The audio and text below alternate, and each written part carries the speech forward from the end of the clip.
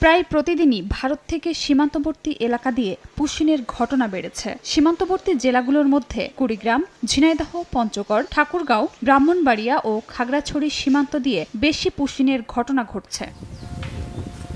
ভারতীয় নাগরিক ছাড়াও এই তালিকায় আছে রোহিঙ্গা ও জাতিসংঘ শরণার্থী সংস্থার কার্ডধারী নিবন্ধিতরাও, যাদের আটক করছে বিজেপি। রোহিঙ্গা বা ইন্ডিয়ান নাগরিক বাংলাদেশে বিএসএফরা ঢোকায় দেয়।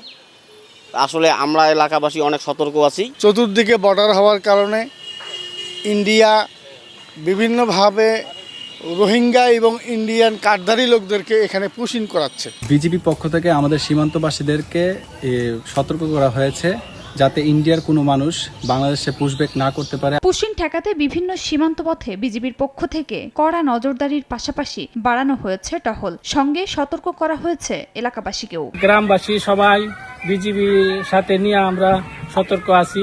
ভারত থেকে যদি কোনো লোক বাংলাদেশে না নামতে পারে। বিজেপি আমাদেরকে সতর্ক করছে যে ইন্ডিয়া থেকে যদি কোনো লোক না আসে, আর আমরা আমাদের নিচ থেকে অনেক সতর্ক আছি। বিজেপি জানায়, কোনো অবৈধ বাংলাদেশি থাকলে আনুষ্ঠানিক প্রক্রিয়া মেনে তাদের ফেরত পাঠানোর কথা জানানো হয়েছে ভারতকে। সীমান্ত অনেক বিস্তৃত হওয়ায় পুশিং ঠেকাতে সাধারণ মানুষের সহযোগিতাও চেয়েছে বিজেপি। খাদিজা স্বপ্না, সময় সংবাদ।